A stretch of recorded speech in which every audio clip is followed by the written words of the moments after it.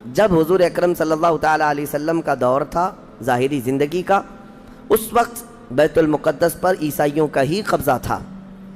ہم یہ بتاتے ہیں عیسائیوں کا، لیکن عیسائیوں نے کہاں سے قبضہ کیا تھا؟ وہ تو یہودیوں سے حاصل کیا تھا. یہودیوں کو مارتے تھے. اتنی خطرناک جنگیں ہوتی تھیں عیسائیوں میں اور یہودیوں میں کہ بیت المقدس میں خون خرابہ یہ آج کی تاریخ نہیں ہے، بہت پرانی تاریخ ہے. ٹائٹس نام کا ایک عیسائی بادشاہ جس نے پورے بیت المقدس کی اینٹ سے اینٹ بجا دی تھی، اور اس نے جتنے یہودی وہاں پر آباد تھے سب کو قتل کروا دیا تھا. پھر عیسائیوں کا قبضہ ہوا تھا. کتنے بڑے بڑے عیسائی بادشاہ آئے اور انہوں نے وہاں پر سوائے ظلم کے اور کچھ نہیں کیا بیت المقدس میں. یہ تو ان کی تاریخ چلتی تھی عیسائیوں کی، یہودیوں کی. یہودیوں سے کئی مرتبہ بیت المقدس لے لیا گیا اور عیسائی جھنڈا وہاں لہرایا گیا. کئی 100 سال تک عیسائیوں نے یہودیوں کا داخلہ بھی بند کر رکھا تھا کہ کوئی یہودی پھٹکنے بھی نہ پائے. بیت المقدس تو چھوڑیں، یروشلم میں فلسطین میں کسی یہودی کی انٹری نہیں تھی.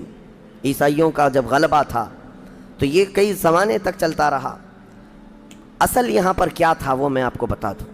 یہ بیت المقدس کا مسئلہ آپ کو سمجھنا اس لیے بھی ضروری ہے کہ آج پوری دنیا میں یہ ایک سب سے بڑا ایشو کیوں ہے.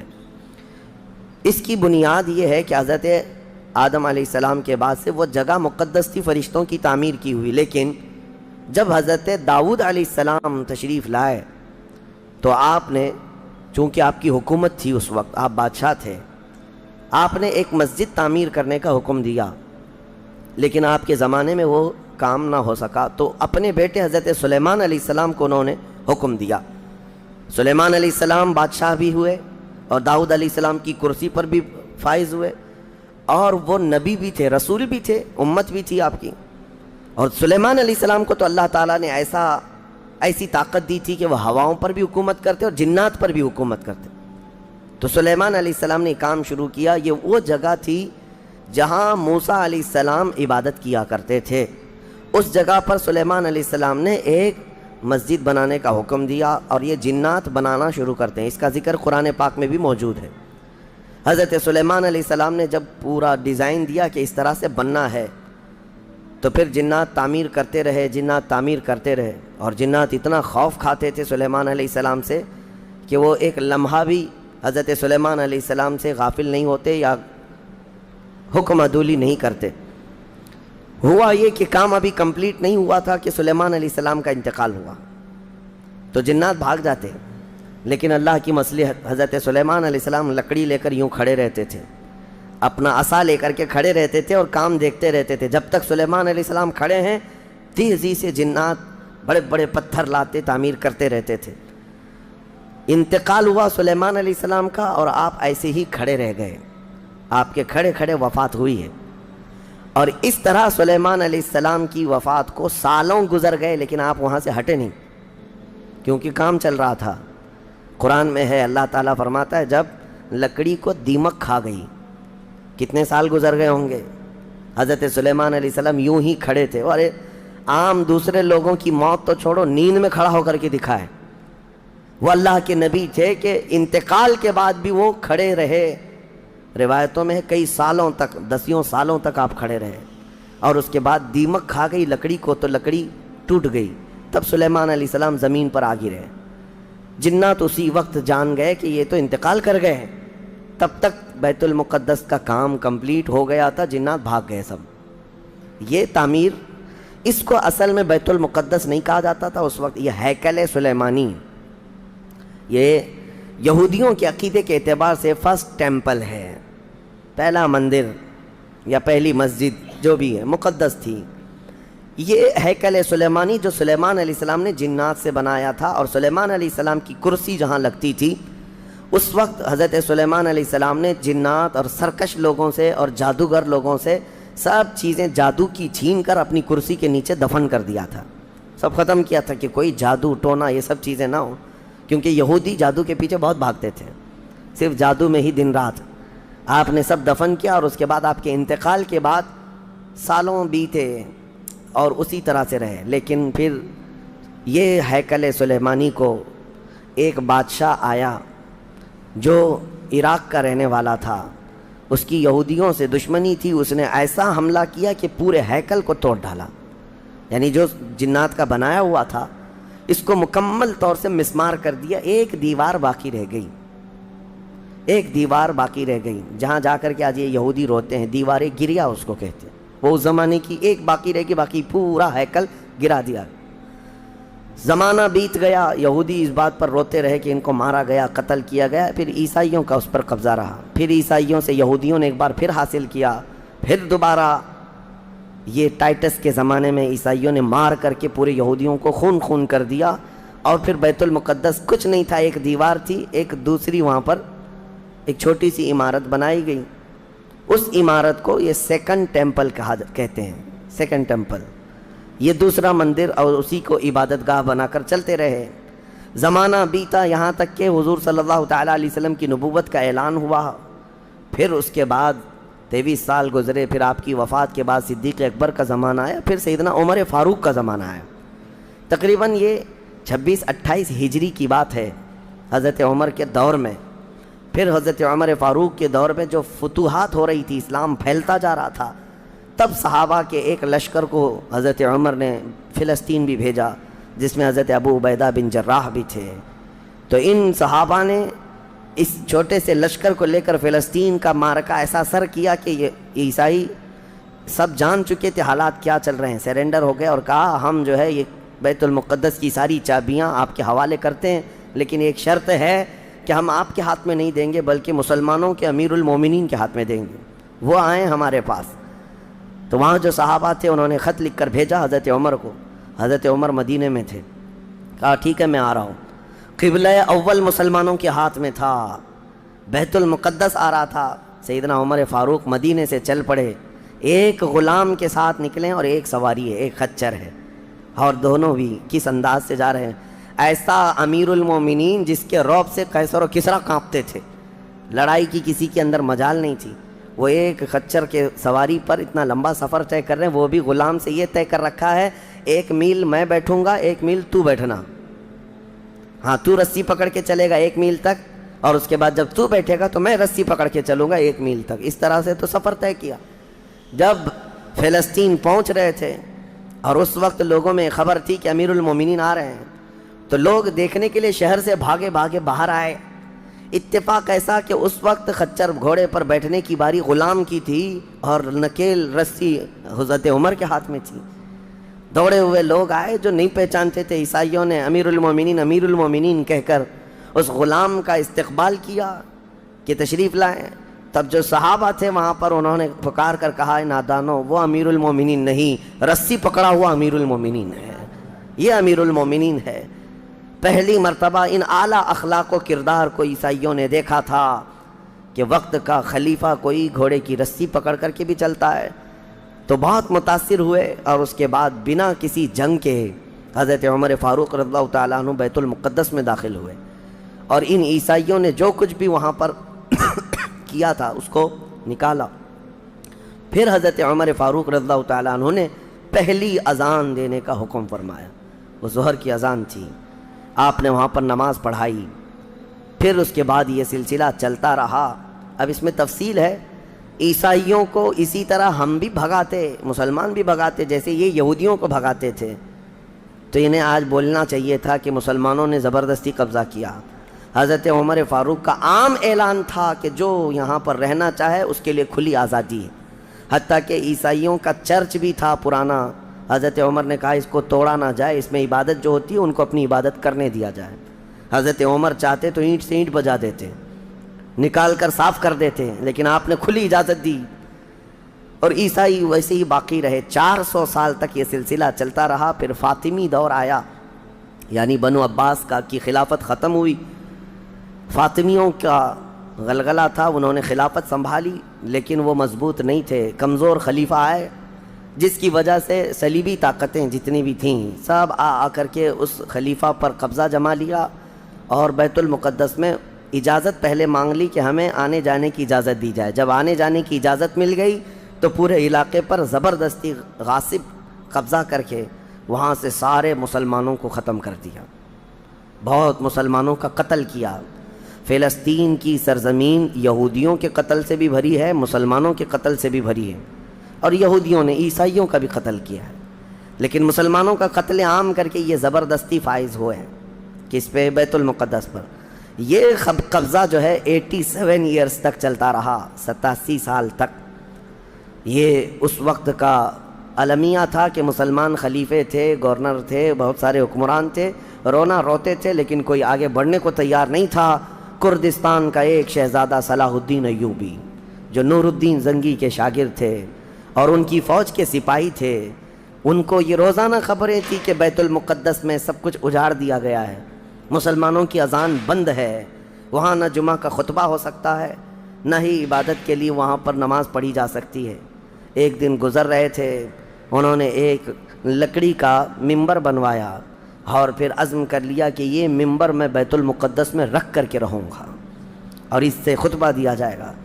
وہ ان کا عزم تھا اور اس پر لے کر کے چلتے رہے۔ تقریباً آپ نے 17 جنگیں لڑی ہیں، 17 جنگیں لڑی، اور صلاح الدین ایوبی کو جو درپیش مسائل تھے وہ کہا گیا ہے کہ پہلے تو انہوں نے جو روڈ میپ بنایا تھا اس حساب سے ان کو 2 سال کے اندر یہ جنگوں میں فتح کر لینا تھا۔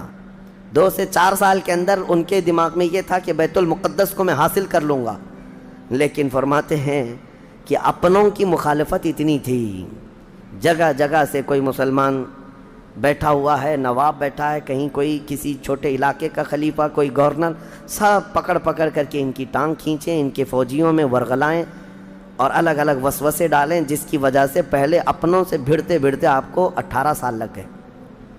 بیت المقدس پھر پہنچے، صلیبیوں سے معرکہ آرائیاں ہوتی رہیں، پھر وہ 87 سال کے بعد صلاح الدین ایوبی نے دوبارہ بیت المقدس کو ان عیسائیوں سے پاک کیا اور آپ نے وہ ممبر وہاں پر لگایا اور تاریخی خطبہ عطا کیا تھا۔ اس کے بعد وہ بیمار ہو گئے صلاح الدین ایوبی رحمۃ اللہ تعالیٰ علیہ۔ 17 جنگیں جس نے لڑیں، اور عیسائی آج بھی صلاح الدین کے نام سے ڈرتے ہیں اور بہت سارے تعریف بھی کرتے ہیں کہ ایسا جرنیل ہم نے دیکھا ہی نہیں دنیا میں صلاح الدین ایوبی کی طرح۔ وہ خون کا پیاسا نہیں تھا، وہ امن کا پیاسا تھا۔ کتنے تو قیدی ایسے آتے تھے جن کو وہ صرف ایگریمنٹ کر کے آزاد کر دیتا۔ عیسائی اس بات پر آج بھی اقرار کرتے ہیں کہ جنگوں میں قید جو ہونے والے کو کوئی چھوڑتا نہیں ہے، لیکن صلاح الدین ایوبی ایک نہیں لاکھوں لوگوں کو آزاد کیا ہے، 1000 بھی نہیں، لاکھوں لوگوں کو آزاد کیا ہے صلاح الدین ایوبی رحمۃ اللہ تعالیٰ علیہ۔ اللہ ان کی تربت پر کروڑوں رحمتیں نازل فرمائے۔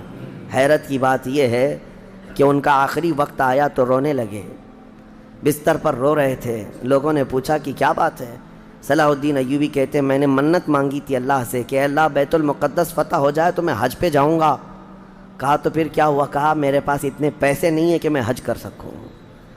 یہ وقت کا وہ عادل حکمران جس کی تاریخ عدل سے بھری ہوئی ہے، لیکن یہ بھی تاریخ ہے کہ مال لوٹ کر کے اگر اپنا محل بنایا ہوتا تو صلاح الدین کے بہت سارے آج محلات ہوتے، لیکن وہ آخر وقت بستر پر اس غم سے رو رہے تھے کہ میرے پاس حج پہ جانے کے لیے پیسے نہیں ہیں۔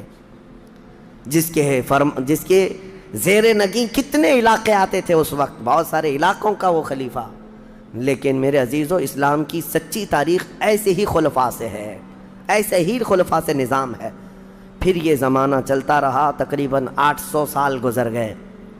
1921 آیا، 1921، یہ جو گزری ہوئی سینچری ہے ابھی ہماری، یہ فرسٹ ورلڈ وار جب ہوئی، پہلی جنگ عظیم، اس جنگ کے دوران یہودیوں نے زبردستی اجازت مانگی برطانیہ کو ثالث بنا کر کے، کیونکہ جب ترکی کی حکومت ختم ہو گئی جس کو خلافت عثمانیہ کہا جاتا ہے، جب وہ کمزور ہو کر گر گئی، کیونکہ ان کا دبدبہ تھا، یہ آخری خلافت ہے جو زمین پر تھی، اگرچہ خلافت کے نام سے جو مشہور رہی، تو حضور صلی اللہ تعالیٰ علیہ وسلم کی وفات کے بعد سے لے کر یہ ترکی کی خلافت عثمانیہ تک اس روئے زمین پر خلیفہ ہر زمانے میں کوئی نہ کوئی رہا، لیکن 1921 سے لے کر 1921 سے لے کر اب کا زمانہ آ گیا 2023، اتنے سال، 100 سال گزر گئے، پوری دنیا میں اب کوئی خلیفہ مسلمانوں کا نہیں رہا۔ بادشاہ تو بہت سارے ہیں، امیر المومنین، اور خلیفہ کے نام سے اس روئے زمین پر اب کوئی نہیں۔ ان ظالموں نے ہماری خلافت کے نظام کو مار ڈالا، ختم کیا، خلافت کو زمین سے ختم کیا۔ اب لوگوں کو نیا لگتا ہے کہ خلافت کا مطلب کیا ہے۔ خلافت ایک نظام ہے، پورا نظام ہے۔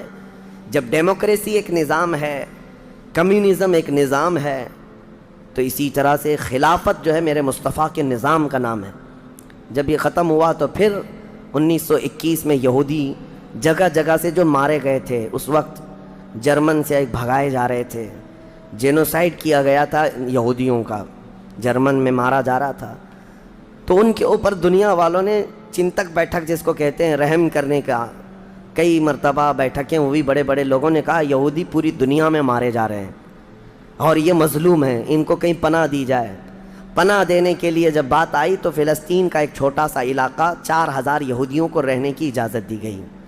1921 سے 4000 یہودیوں کو رہنے کی اجازت دی گئی، اور پھر جب وہ 4000 یہودی رہے تو بڑھتے بڑھتے دنیا بھر سے لوگ ہجرت کر کے یہودی وہاں جاتے رہے، اور تقریباً 1947 جب ہمارے ہاں آزادی کا مسئلہ چل رہا تھا، تب تک یہودی جو ہے لاکھوں کی تعداد میں وہاں جمع ہو چکے تھے، اور جمع ہو کر کے ان لوگوں نے، اور اسی وقت ہٹلر کا دور بھی ختم ہوا تھا اور ہٹلر نے ان کو بہت مارا تھا، جس کو ہولوکاسٹ کہا جاتا ہے، اور بہت زیادہ ظلم کیا تھا۔ تو یہ سب بھاگ کر کے فلسطین میں جمع ہوئے، اور پھر ایک ایگریمنٹ سائن کروا لیا گیا دنیا کی بڑی بڑی طاقتوں سے کہ یہ اسرائیل ایک کنٹری ہے۔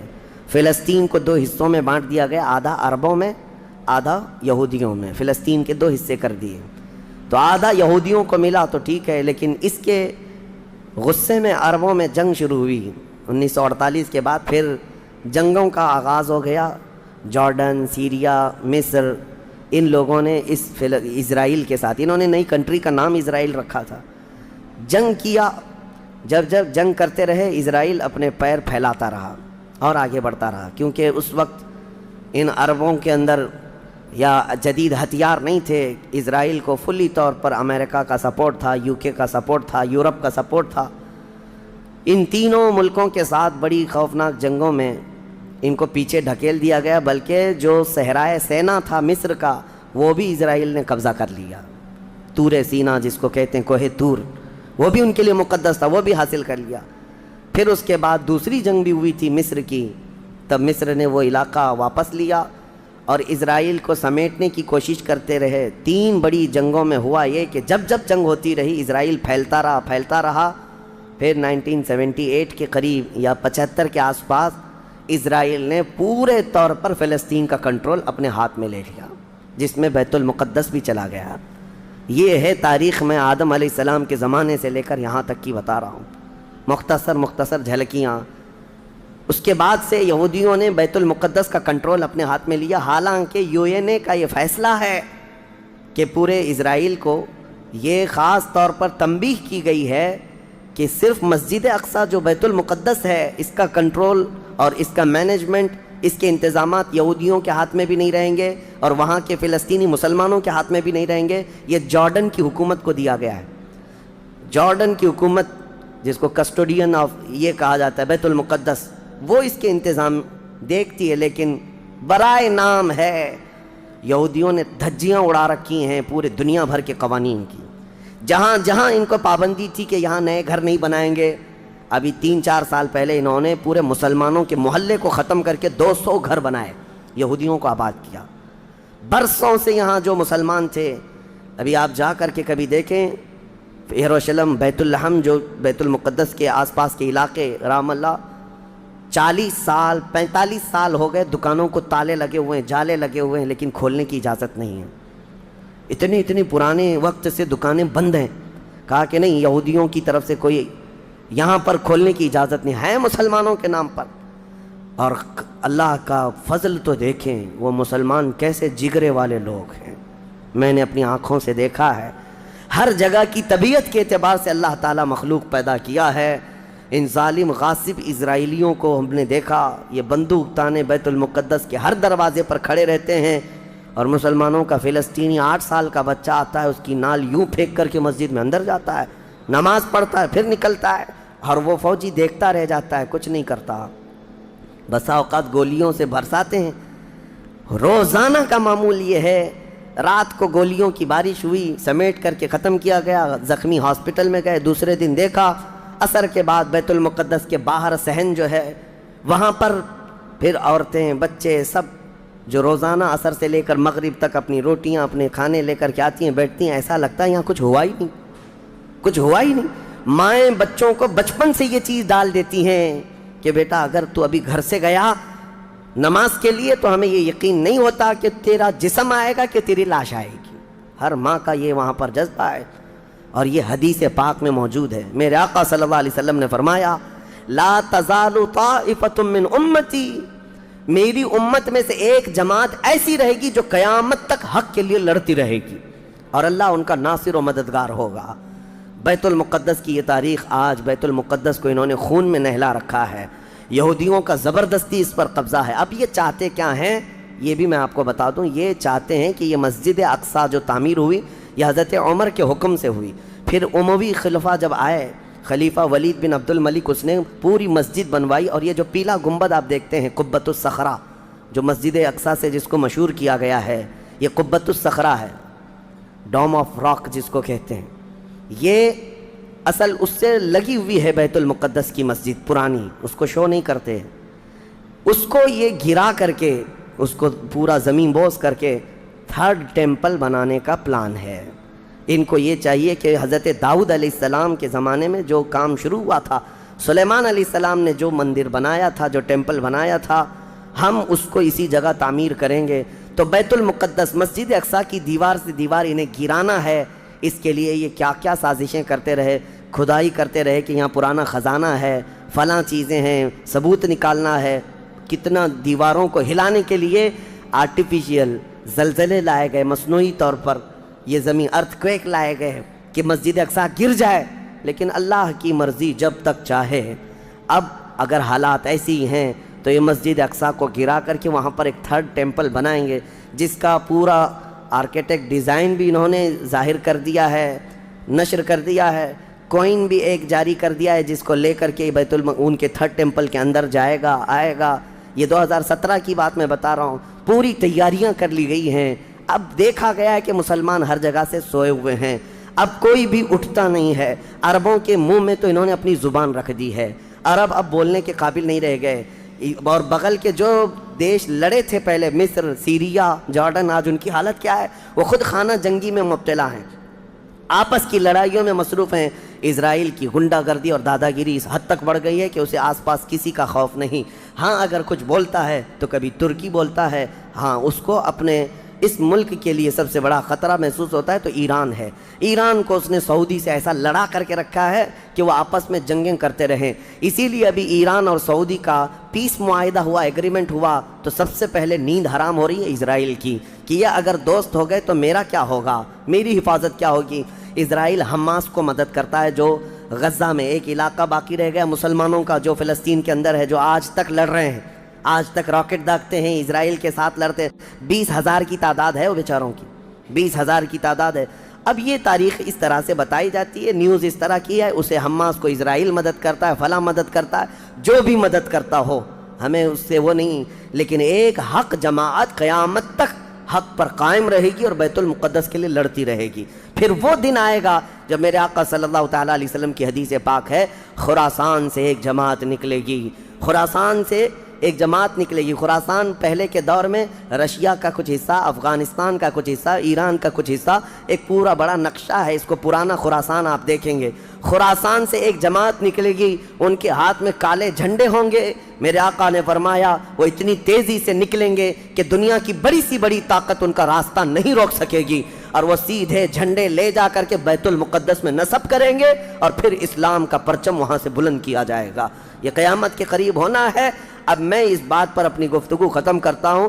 دعائیں تو ہیں کہ اللہ تعالیٰ بیت المقدس کو آزاد کرے، لیکن یہودی جتنے دن ناچتے رہیں گے، دندناتے رہیں گے، ایک دن آنا ہے دنیا اوپر سے نیچے ہو جائے، نیچے سے اوپر ہو جائے، مگر میرے مصطفیٰ کا فرمان ہو کر رہے گا انشاءاللہ، اور غلبہ اسلام آ کر رہے گا۔